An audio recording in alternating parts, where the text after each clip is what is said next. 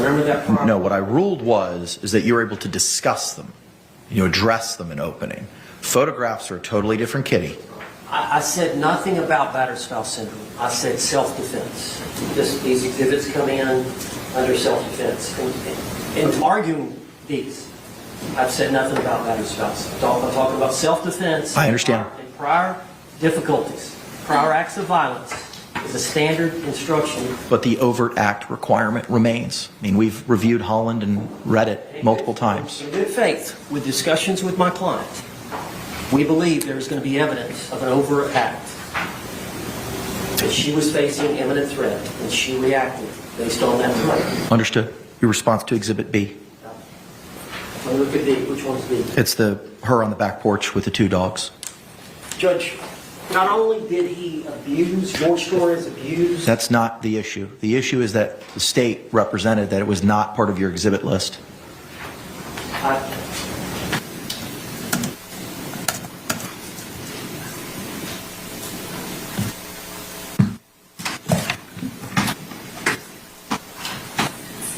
Hey, welcome back. Welcome.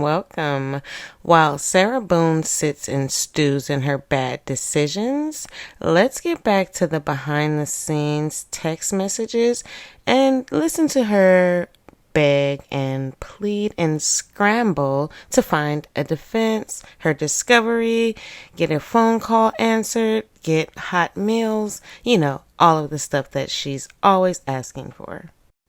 Sarah to Lana. Thank you for letting me know you're okay. I really mean it when I tell you that I worry about you. I understand 1000% about your feedback and decision. I just feel like I'm leaving you out and want the right spotlight on you too. I wouldn't be as far as I am and so thick armored if it weren't for you. You do know that, right? Nowhere near in confidence, information, and preparation. I want you to know then that it's the thought that counts right now, okay? No, I love you always and am always grateful, heart. What are you talking about with our jail calls? They've been released to the public? ? Help me understand, because my calls are not for public announcement as told to me by the corporal and sergeant. I had a problem with this when I was first put in GP, general population, where someone wrote me a letter with the info I talked about on that specific call. This is part of my quote-unquote evidence. My evidence of exploitation no one can find. This is insane. So are the reviews positive? Reinvent? Does that mean be someone I am not? How and why is this such a big deal about this past hearing? I do not get it. Everyone needs to mind your own business. MYOB, and get a life. Stay out of mine. You must see now also the reason it is so important for me to have advance notice to be properly prepared, and which is my lawful right. So frustrated. What's the point of all the worthless buzz? To hate me? To hate me greater and make fun of my lips? To everyone on the dark side for attack. Why am I such a big deal? ? This is beyond crazy. So frustrated! ! I know you are too. Am I allowed to call you still sometime? What is going on? I hope you're not offended by anything, and I'm not yelling at you. Forgive me for this, but I want this to be fucking over so I can get on with my life and not be here anymore. 20 exclamations. This is not how the justice system works, and I'm not the problem. I'm here. I hope there's good news the next time I check in. Oh well, if not, I don't care. Feel better. Thank you. And sidebar, special shout out to Susan O, aka S Booney from Pismo, California. Susan emailed me a couple of weeks ago about Sarah's funny faces and her being curious about why we were so interested in her lips. So this is a little montage for you guys at the request of Susan, and I think it's really funny. Hope you enjoy it. And leave a comment and let me know, why do you think Sarah makes those faces or those gestures with her lips? What is that about? Let's get back to these text messages. I am an outstanding mother to my son. Sarah Boone to Brian. After 2 days knowing he needs funds added to receive my calls, why haven't you put any on? I keep trying to call hoping you would have already done on the day you knew about it. Please add so I can speak to him on his phone. I'm not calling you for reasons known. Please enable my relationship, not hinder, as you have since being here in so many ways. Please cooperate. Thank you. His phone goes directly to voicemail, VM. Please ensure funds have been added and it's charged. For the entire 2-week holiday, after you not allowing me to see him via video visits for a measly 15 minutes, and me trying to call him just to speak to him has been 3 times in 2 weeks. You know I'm trying to reach him from my messages, and I'm not going to call you to tell you. You have it in writing. What's the problem? Please enable me to speak to my son. Why didn't you just add the funds when you knew about it 3 days ago? Or after reading any of my messages, make sure it's on and working. Again, please enable. I really want to talk to him and have unintentionally been excluded by you the entire winter break. Please let me talk to him. I think it's actually very intentional, Sarah, that Brian is ignoring your calls. It's not unintentional that you've been excluded. I think that's very intentional. I am an outstanding mother to my son. Happy New Year? Or just New Year? I'm praying you will help make it a happy New Year. I keep trying to call you on your phone and still goes to voicemail, directly to voicemail. I really do not want to call Brian, as I've said in the past many times. I was hoping you would actually listen and care and make an effort just simply to have your phone on and charged so I can talk with you. Why, son? It's not like I'm asking you to grow a third arm or lasso the sun. Just answer your phone. I hope one of your resolutions, if you have any, is to be nicer and more respectful to your mom and to understand my feelings. Yes, I have feelings, and how much you crush them by not caring enough to simply plug in your phone. Would you make sure it was on if Addison called, or Mary, or anyone other than me? If you are choosing not to talk to me, I wish you just man up and tell me so I can stop looking like the fool you are making me out to be by calling just to be yelled at, called names, or hung up on. If you have nothing to say to me or care enough to include me and share your life, just be honest and say so. You are my son. I am your mom forever, no matter what, when, where, why, no matter anything. You can't delete, erase, blot out, omit, change, or remove. Stop being mean to me and not caring. I already am going through so much. Then to be disregarded and spat on by you is unspeakable, and for no reason. Do you delight in making me feel worse?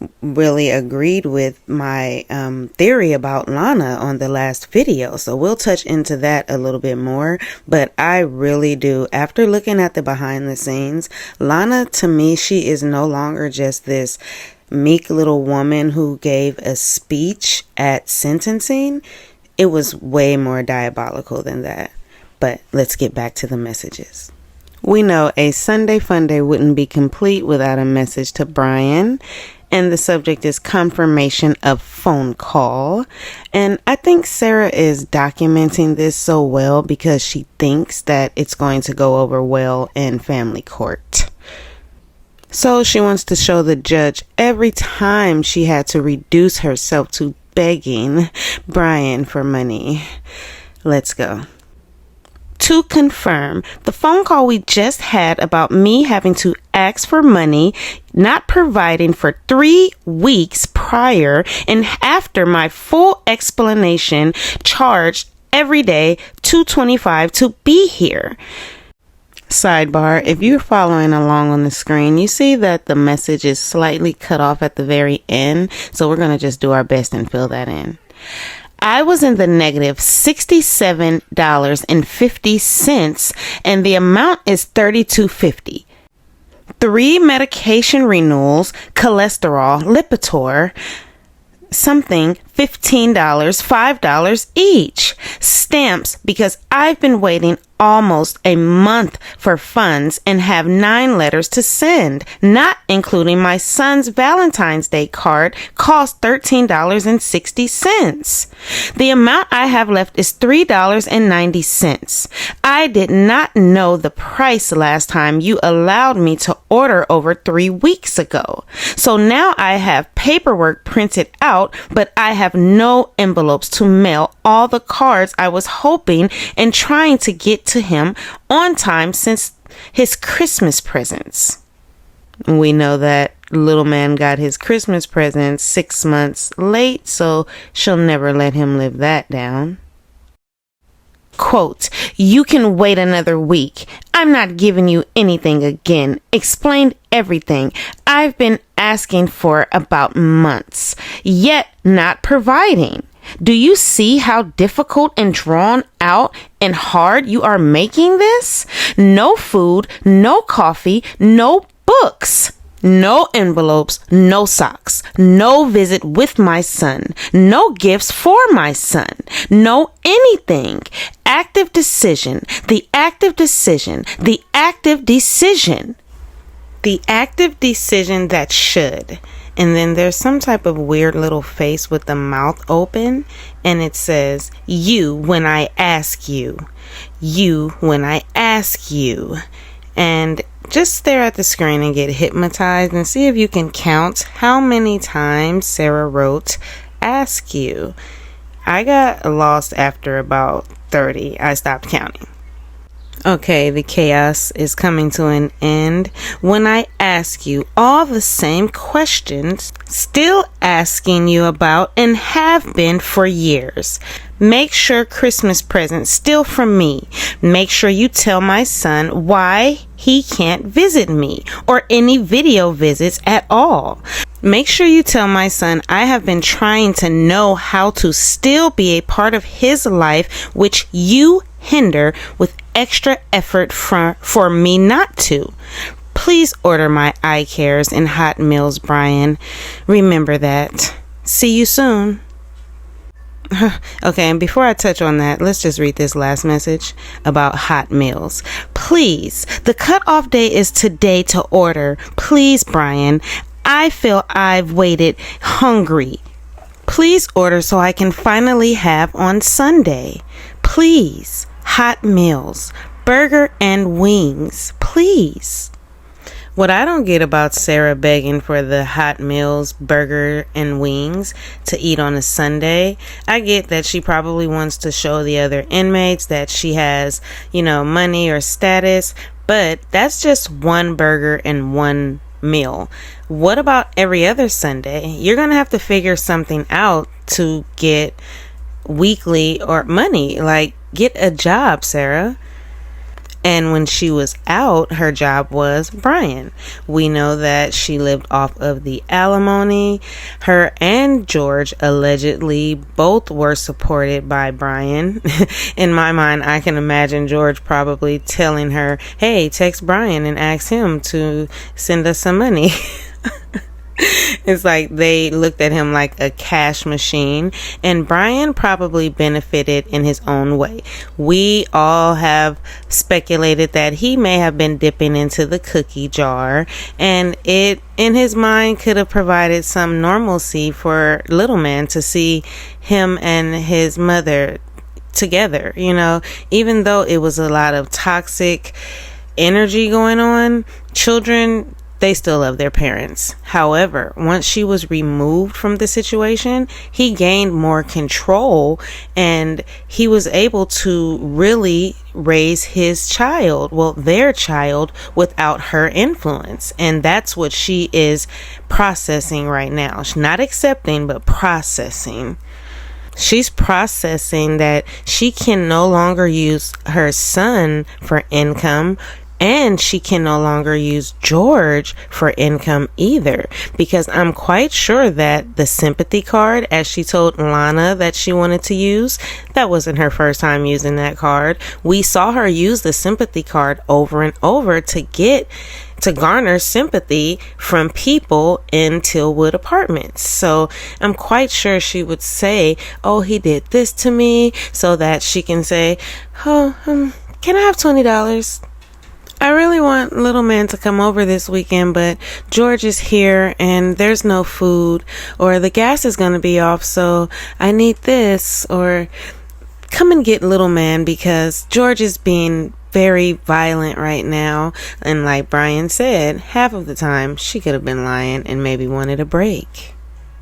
Whatever the reasons, we're watching in real time, well, reading in real time and watching, because of the trial, Sarah lose all of her cards. She has no more cards to play, because now no one feels sorry for you after we saw what you did, which is why I think Lana did what she did. And we'll talk about that on the next episode.